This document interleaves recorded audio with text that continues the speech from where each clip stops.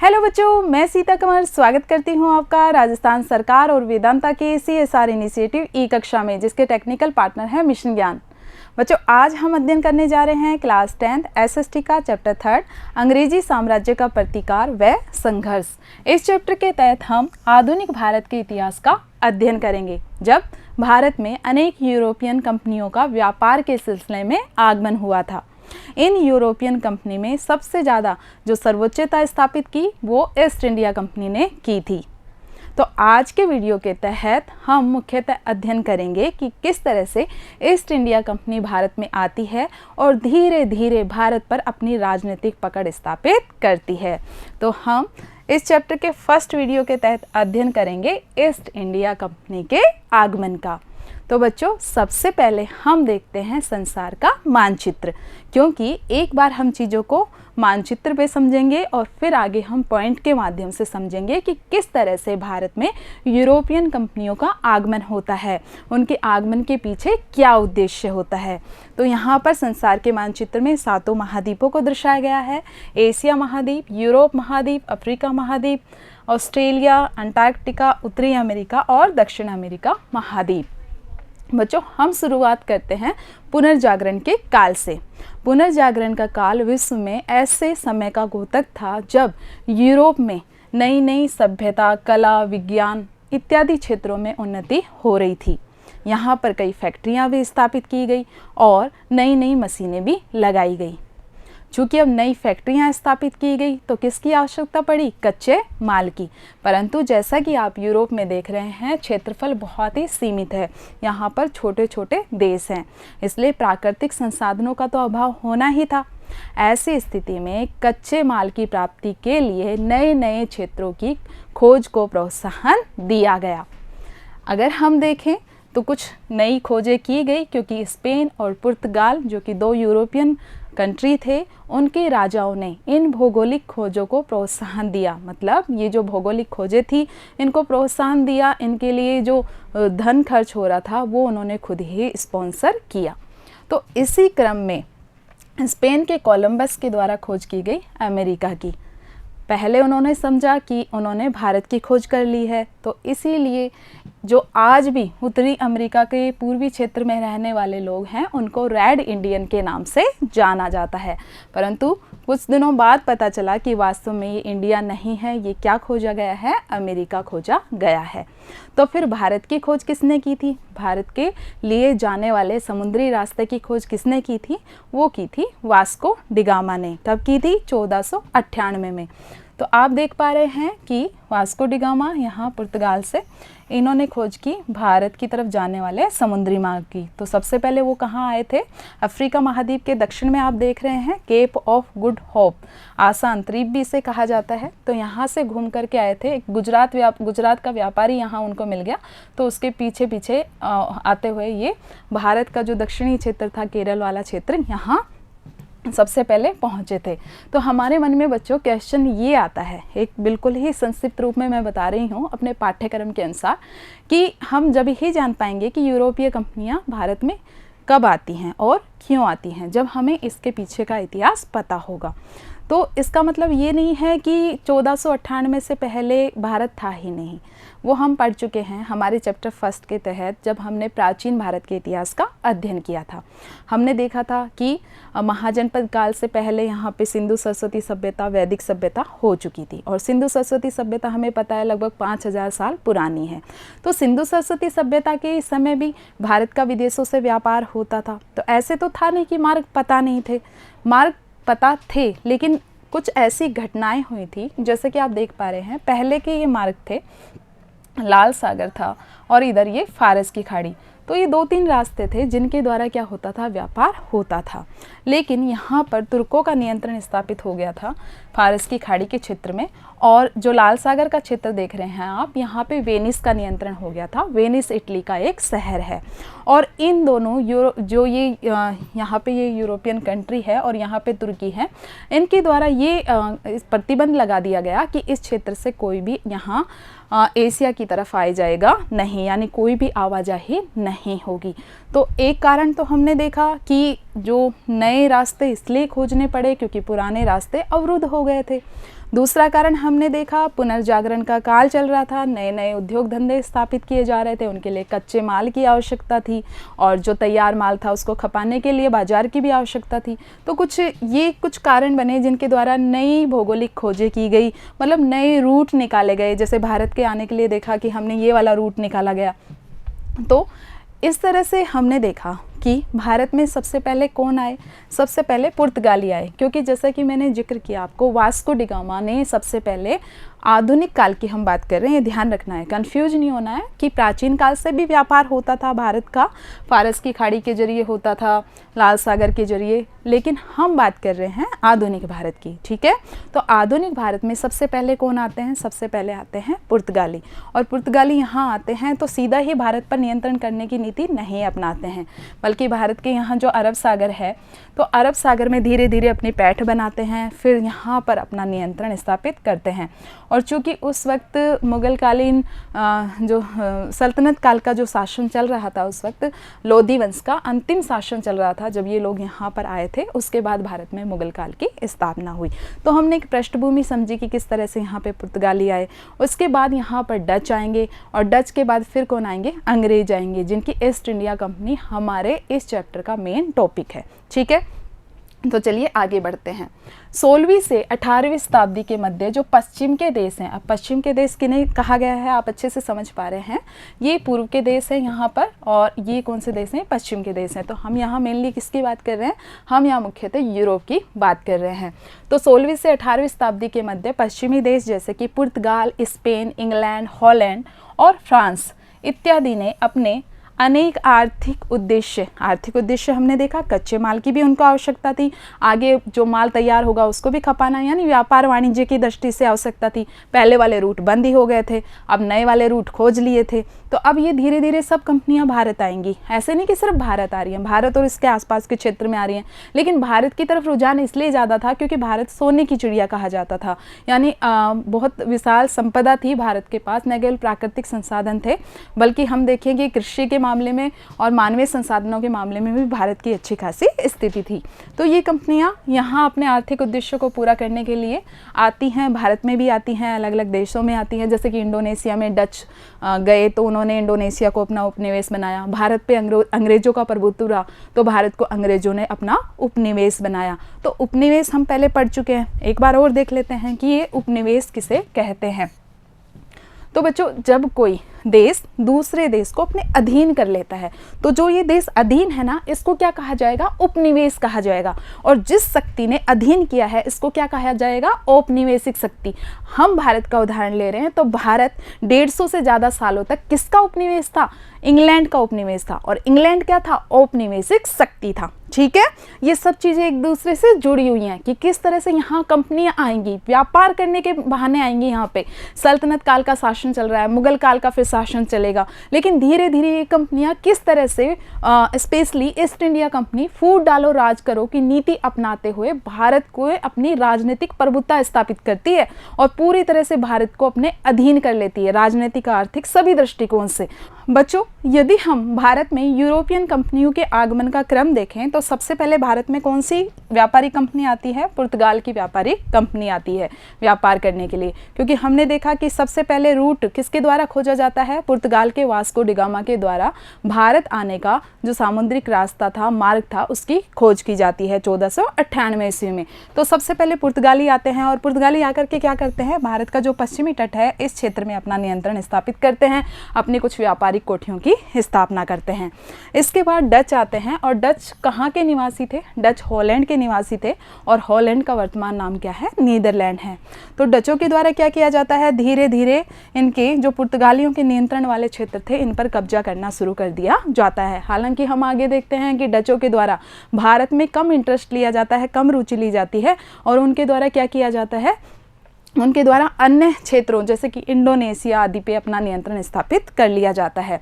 फिर third number पे आती है अंग्रेज की ईस्ट इंडिया कंपनी, जो कि भारत में आती है और धीरे धीरे क्या करती है, पहले तो पुर्तगालियों के साथ युद्ध करके सूरत में अपनी व्यापारिक कोठी की स्थापना करती है और फिर क्रमशः यहाँ पे प्लासी का युद्ध, बक्सर का युद्ध, मराठाओं के साथ युद्ध, मैसूर के साथ युद्ध, इस तरह से युद्ध करते हुए सिखों के साथ भी युद्ध होता है, पूरे भारत में अपनी राजनीतिक सर्वोच्चता स्थापित कर लेती है। हालांकि अंग्रेजों के बाद डेनमार्क की भी निवासी या वहाँ की भी जो कंपनी थी भारत में व्यापार करने आई थी, लेकिन वो इतनी ज़्यादा प्रभावशाली नहीं रही।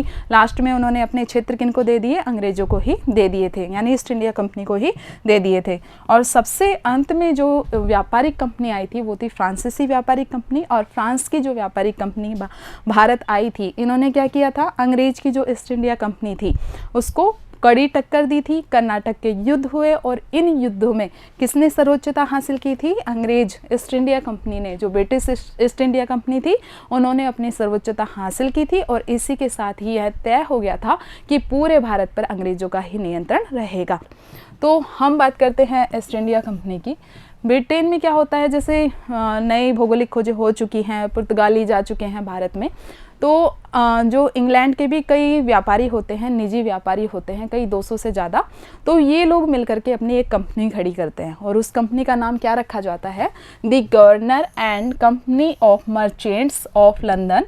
मर्चेंट मतलब व्यापारी, merchant of London trading into the east Indies, trading मतलब व्यापार करना। तो ये उस कंपनी का नाम रखा जाता है, जो कि शॉर्ट नेम क्या होता है, ईस्ट इंडिया कंपनी। हालांकि ईस्ट इंडिया कंपनी मतलब जो पूर्व के साथ व्यापार करेगी, तो ब्रिटिश ईस्ट इंडिया कंपनी।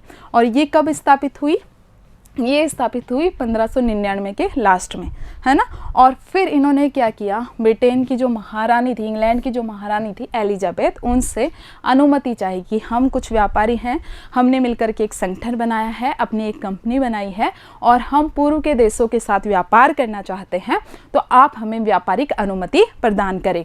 तो महारानी एलिजाबेथ के द्वारा इम्पोर्टेंट डेट है 31 दिसंबर 1600 को ब्रिटिश ईस्ट इंडिया कंपनी को पूर्वी देशों के साथ व्यापार करने की अनुमति प्रदान कर दी जाती है एक चार्टर के माध्यम से। हालांकि उन्होंने सिर्फ 15 सालों के लिए यह अनुमति प्रदान की थी, लेकिन आगे चल के हम देखते हैं कि 1857 तक भारत पे ईस्ट इंडिया कंपनी शासन करती है, यानी ये समय अवधि उसके द्वारा बढ़वा ली जाती है। तो आया समझ में कि किस तरह से ब्रिटेन की ईस्ट इंडिया कंपनी स्थापित होती है।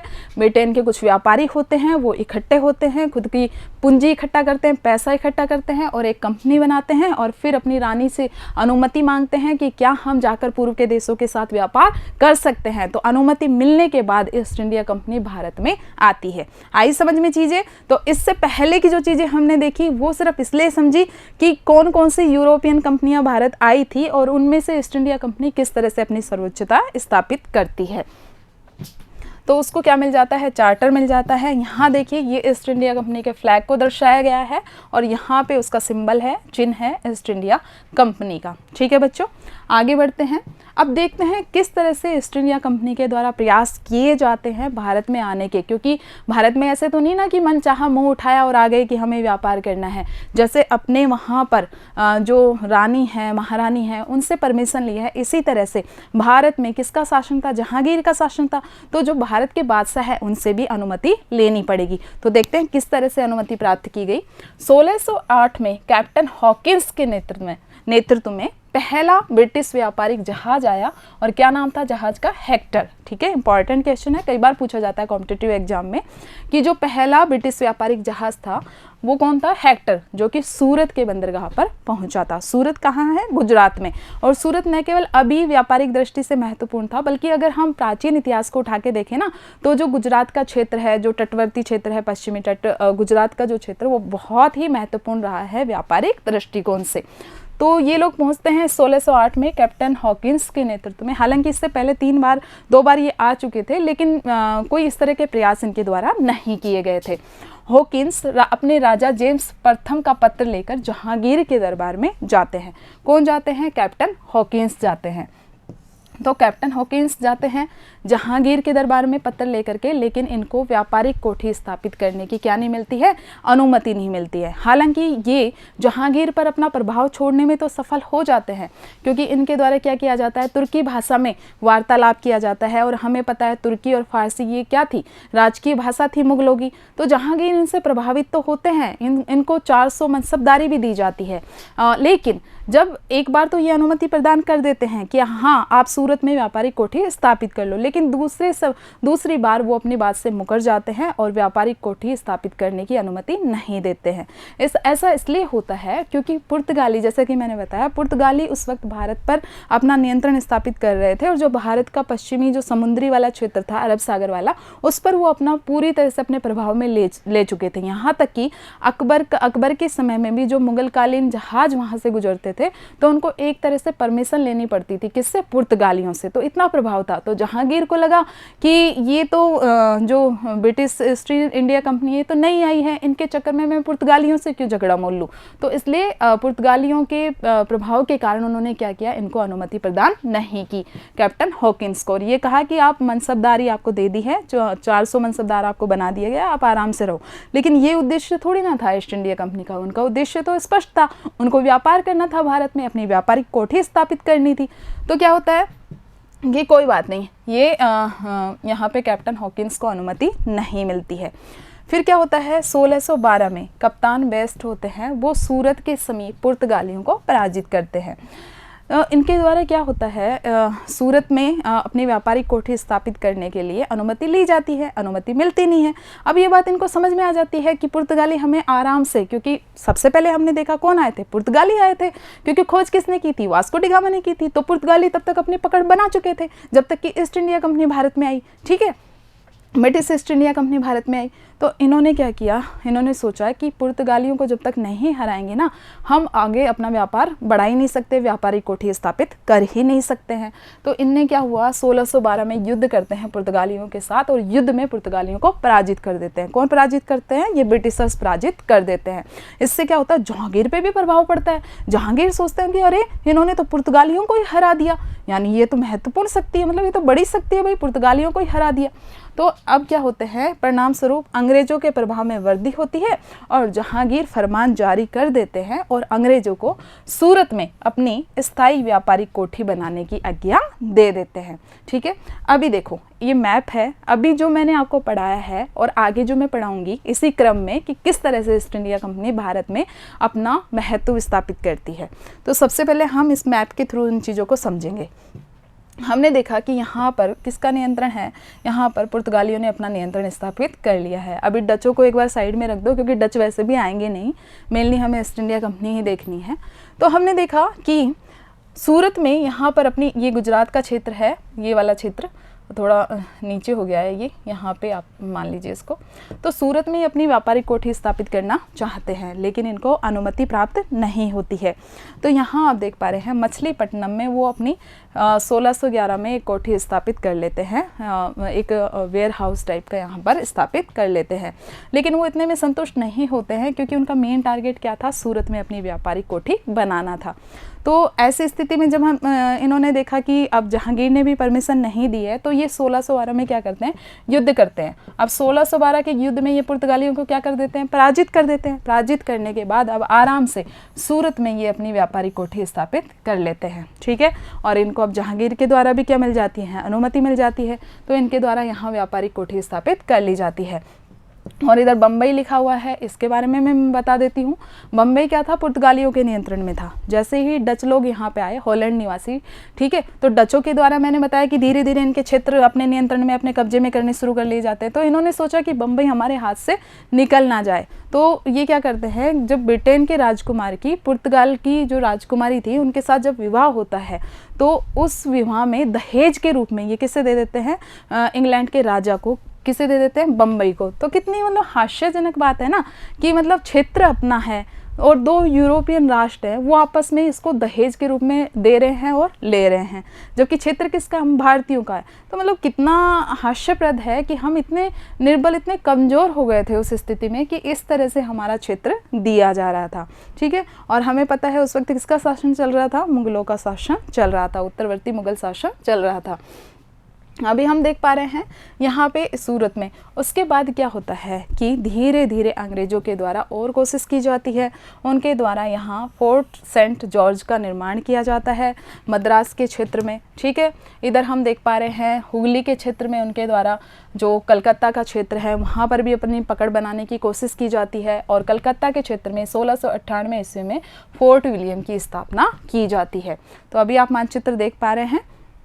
उसके बाद आगे की बात करते हैं। 1615 ईस्वी में सर टॉमस रो आते हैं। अब ये ब्रिटिश सम्राट जेम्स प्रथम के द्वारा फिर से भेजे जाते हैं जहांगीर के दरबार में, जहां वो जाकर के जहांगीर से निवेदन करते हैं कि हमारी ईस्ट इंडिया कंपनी को कुछ अन्य व्यापारिक सुविधाएं भी प्रदान की जाएं।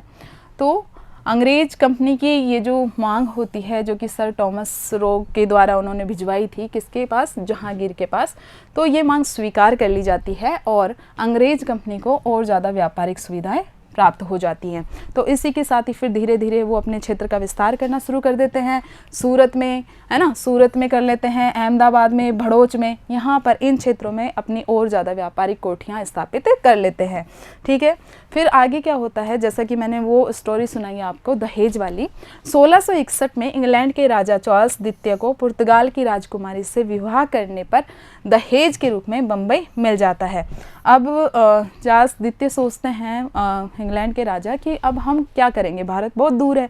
तो वो क्या करते हैं, ईस्ट इंडिया कंपनी उनकी थी, व्यापार कर रही थी भारत में, वो ईस्ट इंडिया कंपनी को दे देते हैं कि लो तुम बम्बई भी रख लो और बदले में क्या करना, 10 पाउंड वार्षिक का किराया हमें दे देना।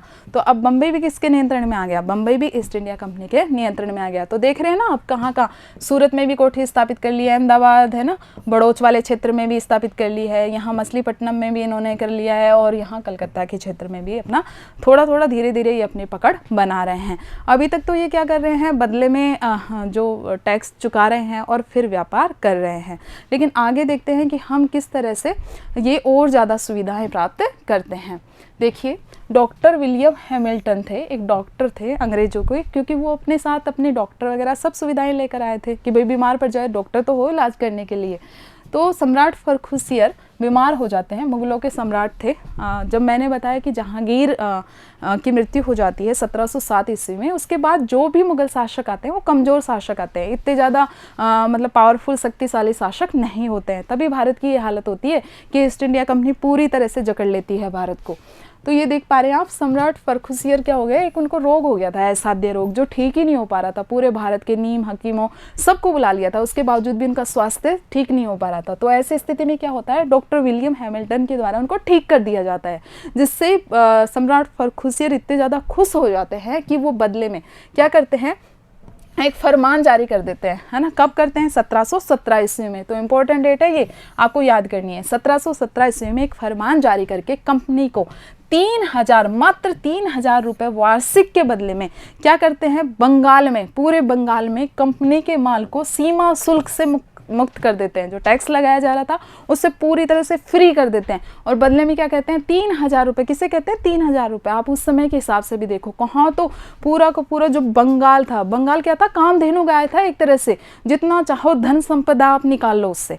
और उस बंगाल को क्या किया गया, बहुत ही कौड़ी के दामों पर सिर्फ एक छोटी सी मतलब इलाज कर दिया उससे खुश होकर के। आगे हम देखेंगे कैसे भारत को इसका मतलब कर्जा उतारना मुश्किल हो जाता है इस स्थिति को।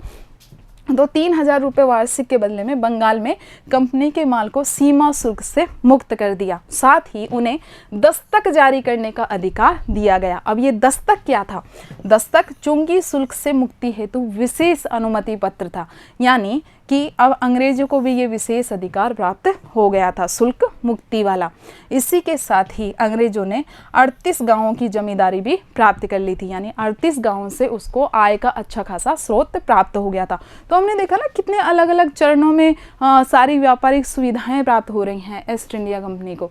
तो यहाँ पे वही मैप को बताया गया है, देखिए किस तरह से अपने क्षेत्र का विस्तार कर रही है। अब बंगाल में क्या होती है, बंगाल में वो पूरी तरह से टैक्स से मुक्त हो गई है, फ्री हो गई है, सीमा शुल्क से मुक्त हो गई है, अब आराम से यहाँ व्यापार कर सकती है। लेकिन आप ये बात थोड़ा ध्यान रखना कि भारतीय जो व्यापारी थे ना, उनके ऊपर शुल्क लगाया जा रहा था, जो पहले से लगा रहा था। सीमा शुल्क से जो रिलैक्सेशन दिया गया है, जो छूट दी गई है, वो किसको दी गई? वो सिर्फ ईस्ट इंडिया कंपनी को दी गई। तो यहाँ पे प्रतिस्पर्धा बढ़ेगी ना, मतलब भारत के व्यापारियों का माल थोड़ा महंगा हो जाएगा और जो ईस्ट इंडिया कंपनी है उसका माल सस्ता हो जाएगा। मुगलों से फरमान प्राप्त होने के बाद ईस्ट इंडिया कंपनी का बंगाल में हस्तक्षेप बढ़ गया। भाई बंगाल में जो नवाबों का शासन था तो उनका क्या हो गया, उन पे हस्तक्षेप बढ़ गया। इसी दौरान क्या हुआ, जैसा कि मैंने बताया था कि फ्रांस की कंपनी भी आ चुकी थी। अब इंग्लैंड में और फ्रांस में युद्ध चल रहे थे, न केवल भारत में बल्कि यूरोप से ही उनके युद्ध चल रहे थे और इन युद्धों को नाम दिया गया था कर्नाटक के युद्ध का। तो कर्नाटक के 3 युद्ध होते हैं, जिसमें से तीसरा जो युद्ध होता है ना, वो 7 साल तक चला था और उसे सप्तवर्षीय युद्ध के नाम से जाना जाता है। तो इस युद्ध में फाइनली वो क्या करता है, फ्रांसीसियों को पराजित कर देता है। किसको पराजित करता है? फ्रांस को पराजित कर देता है। कौन? इंग्लैंड। इंग्लैंड को क्या कहा जाता है? ब्रिटेन, जिसको मैं बार बार ब्रिटिशर्स बोल रही हूँ, ठीक है। तो फ्रांसीसियों को पराजित कर दिया जाता है और अब क्या हो जाता है, अब निर्विवाद रूप से ये क्लियर हो जाती है बात कि भारत पर सिर्फ ब्रिटिशर्स का, ब्रिटेन का ही दबदबा रहेगा। फ्रांसीसी लोग यहाँ व्यापार कर सकते हैं, लेकिन वो राजनीतिक हस्तक्षेप करने की कोशिश नहीं करेंगे और कई ऐसे मामले होंगे जिनमें उनको ईस्ट इंडिया कंपनी से ब्रिटेन की जो ईस्ट इंडिया कंपनी थी उनसे अनुमति लेनी पड़ेगी, ठीक है। तो हमने देखा ना कि किस तरह से सारी कंपनियां दौड़ से बाहर हो गई। भाई पुर्तगाली थे, पुर्तगालियों का अधिकतर क्षेत्र किसने हड़प लिया था? डचों ने हड़प लिया था। बाद में हमने देखा कि डच ने वो सारे क्षेत्र किसको दे दिए थे? इनको ही दे दिए थे, ब्रिटिशर्स को ही दे दिए थे, ईस्ट इंडिया कंपनी ब्रिटेन की। और इसी तरह से हमने देखा पुर्तगालियों ने बम्बई किसको दे दिया था? वो भी ईस्ट इंडिया कंपनी के पास ही आ गया था एनी हाउ। और फिर हमने देखा कि अब इन्होंने फ्रांसीसियों को भी पराजित कर दिया। तो अब एकमात्र जो शक्ति है भारत पर वो कौन है? East India company. अब देखते हैं कि किस तरह से वो अपने जाल में भारत को जकड़ती है। ये देखिए, सबसे पहला आ गया प्लासी का युद्ध। प्लासी का युद्ध हमारे इतिहास में, भारतीय इतिहास में बहुत ही ज़्यादा महत्वपूर्ण स्थान रखता है, क्योंकि ये 2 युद्ध होते हैं। 1757 में प्लासी का युद्ध होता है, उसके बाद बक्सर का युद्ध होता है।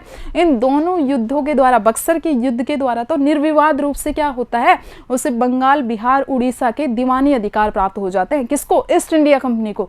तो देखो यहाँ बंगाल, बिहार, उड़ीसा कितना इंपॉर्टेंट क्षेत्र था भारत का, बहुत ज़्यादा उपजाऊ क्षेत्र और बहुत ज़्यादा धन धान्य से क्षेत्र। तो उस पर ईस्ट इंडिया कंपनी का कब्जा हो जाता है और फिर धीरे धीरे क्या होता है, वो मराठा की राजनीति में हस्तक्षेप करते हैं, मैसूर की राजनीति में हस्तक्षेप करते हैं। तो यहाँ पे देखिए, ये उस समय के भारत को दर्शाया गया है। ये वहाँ इस वक्त का बंगाल था, बांग्लादेश अलग नहीं था, बल्कि ये जो बंगाल का ही हिस्सा था। तो यहाँ आप देख पा रहे हैं ये बंगाल है।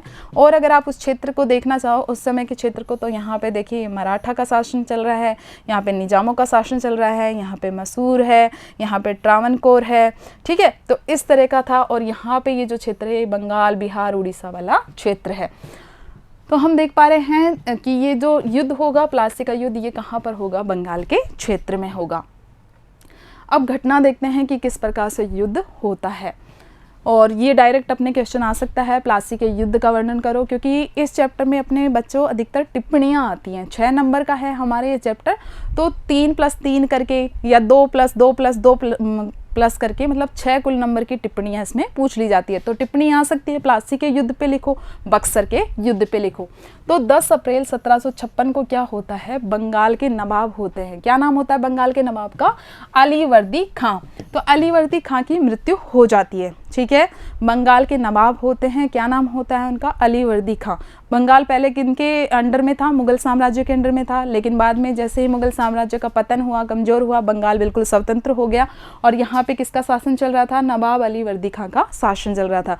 उनकी मृत्यु हो जाती है, उनके कोई योग्य पुत्र उत्तराधिकारी नहीं होता है, उनके पुत्रियाँ होती हैं। तो जो सबसे छोटी पुत्री का बेटा होता है सिराजुद्दौला, वो नवाब बनता है। लेकिन कहते हैं ना, सत्ता के कई दावेदार होते हैं, तो इसी तरह से सत्ता का एक और दावेदार था, पूर्णिया क्षेत्र का गवर्नर शौकत जंग। वो भी क्या बनना चाहता था? नवाब बनना चाहता था, ठीक है। लेकिन बना दिया किसको? बना दिया यहाँ पर नवाब सिराजुद्दौला को। अब क्या किया जाएगा? अब अंग्रेज़ इसी तरह के मौके का ही तो फ़ायदा उठाना चाह रहे थे कि कुछ इस तरह की परिस्थितियाँ उनको मिल जाए।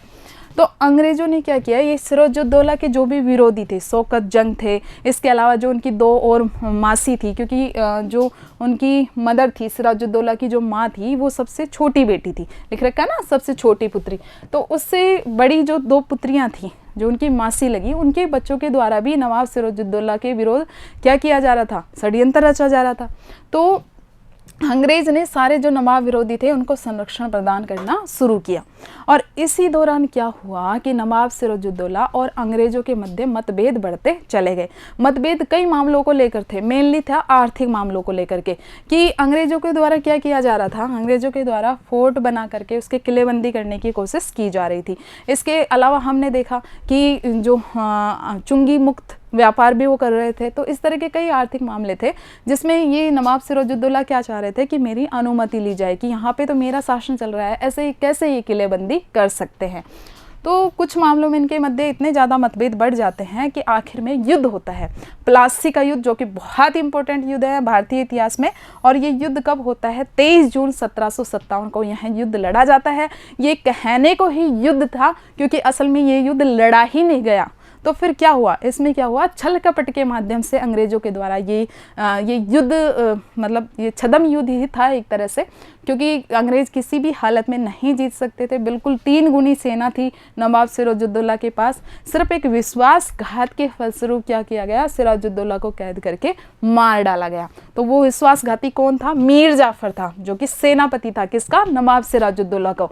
और इस मीर जाफर को क्या कह करके अंग्रेजों ने अपने पक्ष में मिला लिया, क्योंकि अंग्रेजों को दिख तो रहा था साफ कि हम हारेंगे। तो इन्होंने क्या किया, षड्यंत्र रचा और मीर जाफर को कहा कि तू सेनापति बन के क्या कर लेगा, तो हम तुझे बंगाल का अगला नवाब बना देंगे। तो ऐसा कह करके इनको अपनी तरफ मिला लिया। सेना लड़ी ही नहीं और सिराजुद्दौला को क्या किया, हार करके वो मतलब गिरफ्तार करके और फिर उनको मार दिया गया। और अगली जो नवाब बनते हैं वो कौन बनते हैं, मीर जाफर बनते हैं। तो इसमें सबसे पहले आपको क्या याद रखना है, सबसे पहले आपको डेट याद रखनी है कि प्लासी का युद्ध कब हुआ। तो प्लासी का युद्ध हुआ 23 जून 1757 को प्लासी का युद्ध लड़ा गया। किस किस के बीच में लड़ा गया, नवाब सिराजुद्दौला के बीच में लड़ा गया और किसके, ईस्ट इंडिया कंपनी के बीच में लड़ा गया। और क्या परिणाम निकला कि ईस्ट इंडिया कंपनी विजित हो गई मीर जाफर के विश्वासघात के कारण। अब अगले नवाब कौन बनाए गए हैं बंगाल के, मीर जाफर। तो मीर जाफर शासन कर रहे होते हैं। मीर जाफर के समय में भी क्या होता है, अंग्रेजों के साथ कुछ मतभेद बढ़ते चले जाते हैं। मतभेद के कारण वही होते हैं, आर्थिक मतभेद होते हैं, क्योंकि अंग्रेजों की महत्वाकांक्षा दिनों दिन बढ़ती जा रही थी। वो कैसे भी करके बंगाल को लूट खसोटना चाहते थे। तो इतना ज़्यादा धन वो लूट रहे थे, धन ज़्यादा प्राप्त कर रहे थे कि आर्थिक स्थिति डावाडोल होती जा रही थी। तो जैसे ही मीर जाफर ने ऑब्जेक्शन करना शुरू किया तो उन्होंने कहा कि अब मीर जाफर को बैठा के क्या करेंगे गद्दी पे, किसी दूसरे को बैठाते हैं। भाई उनको तो कठपुतली सरकार चाहिए थी जो कि अंग्रेजों के हिसाब से चले। तो अब आपके मन में ये क्वेश्चन जरूर से आ रहा होगा कि फिर अंग्रेजों ने खुद शासन क्यों नहीं किया, जब भाई बंगाल प्लासी के युद्ध के बाद बंगाल में उन्होंने अपना स्थिति मजबूत कर ली थी, तो वो खुद भी तो शासन कर सकते थे। उन्होंने ये कठपुतली सरकार ही क्यों चुनी, क्योंकि उस वक्त तक अंग्रेजों का मकसद भारत में अपनी राजनीतिक प्रभुता स्थापित करना नहीं था। उस वक्त तक उनका मकसद सिर्फ व्यापार व्यवसाय करके अधिक से अधिक लाभ प्राप्त करना था। इसलिए तो उनकी लूट खसोटी यहाँ पे चल रही थी। और इसी के कारण मीर जाफर क्या हो गए थे, परेशान हो गए थे, क्योंकि कितना दें, पूरा उनको चुकाते चुकाते ही। तो अब क्या करते हैं, ये मीर जाफर को हटा देते हैं और मीर कासिम को अगला नवाब बना देते हैं। लेकिन ये मीर जाफर तो थोड़ा इतना ज़्यादा बुद्धिमान नहीं था, लेकिन मीर कासिम क्या थे, बुद्धिमान व्यक्ति थे। इन्होंने क्या किया, बंगाल में प्रशासनिक पुनर्ग्रहण का प्रयास किया। उन्होंने सबसे पहले तो ये कहा कि आप व्यापार तो कर लो यहाँ पर, लेकिन व्यापार के बदले में आपको टैक्स देना पड़ेगा, ऐसा उन्होंने फरमान जारी कर दिया। अब ये जो ईस्ट इंडिया कंपनी थी ये क्या समझती इसको, मीर कासिम को, कि इसको तो हमने ही बनाया है, ठीक है। तो इन्होंने इसकी आज्ञा की अवहेलना कर दी, नहीं मानी जी, नहीं शुल्क जमा कराया। अब मीर कासिम ने कहा कि अब तुम नहीं कर रहे हो तो इसमें मैं तो क्या कर सकता हूँ। पर उसने क्या किया, जो भारत के व्यापारी थे ना, उनके व्यापार को भी शुल्क मुक्त, चुंगी मुक्त कर दिया। अब दोनों बराबर लेवल पे आ गए, इनका भी शुल्क मुक्त है, इनको भी शुल्क माफ कर रखा है और इनका भी माफ हो गया। तो ये चीज़ किसके हजम नहीं हुई, ये चीज़ ब्रिटिश ईस्ट इंडिया कंपनी के हजम नहीं हुई, क्योंकि हमारा माल क्वालिटी में बहुत अच्छा था ब्रिटेन के माल से, ठीक है। तो ब्रिटेन का माल टिक ही नहीं पाता प्रतिस्पर्धा में, वो तो इसलिए टिक रहा था क्योंकि उसको शुल्क मुक्ति दे रखी थी, इसलिए उसका माल सस्ता था, इसलिए उसका माल चल रहा था। लेकिन अब इसका भी सस्ता हो गया तो माल किसका बिकेगा, भारतीयों का बिकेगा। तो ईस्ट इंडिया कंपनी इस चीज़ से ज़्यादा नाराज हो गई, मतभेद गहरा गए और फिर ये किस पे, ये क्या करना चाहते हैं, मीर कासिम को ख़त्म करना चाहते हैं। ये देखो, परंतु भ्रष्टाचार व ब्रिटिश हस्तक्षेप के कारण उन्हें सफलता नहीं मिलती। मीर कासिम और अंग्रेजों के मध्य आर्थिक मामलों को लेकर मतभेद इतने ज़्यादा बढ़ जाते हैं ना कि 1764 को 22 अक्टूबर 1764 को बक्सर का युद्ध होता है। और इस युद्ध में क्या होते हैं, नवाब अंग्रेजों से पराजित हो जाते हैं, अंग्रेजों से हार जाते हैं। ठीक है, तो ये युद्ध मीर कासिम ने अकेले नहीं लड़ा था। मीर कासिम ने अपने साथ जो अवध के नवाब थे शुजाउद्दौला, साथ में जो मुगल बादशाह थे शाह आलम, उनको भी अपने साथ में लिया था। इन तीनों ने मिलकर के ये देख लो आक्रमण किया था। ब्रिटिश की जो ईस्ट इंडिया कंपनी थी वो एक साइड थी और ये तीनों एक साइड थे, लेकिन फिर भी इन तीनों को हरा दिया गया। और अब बक्सर के युद्ध के बाद तो निर्विवाद रूप से बंगाल में किसका शासन हो गया, इनका शासन हो गया, अंग्रेजों का। तो बक्सर का युद्ध बहुत ज़्यादा इंपॉर्टेंट है, इसकी भी आपको डेट याद रखनी है, कब हुआ, 1764 में लड़ा गया। यहाँ पे देखिए, युद्ध के बाद समझौता होता है और अंग्रेजों को बंगाल, बिहार और उड़ीसा के दीवानी अधिकार प्राप्त हो जाते हैं। दीवानी अधिकार मतलब रुपए पैसे से संबंधित, संग्रहण से संबंधित वो सारे अधिकार बंगाल, बिहार, उड़ीसा के प्राप्त हो जाते हैं।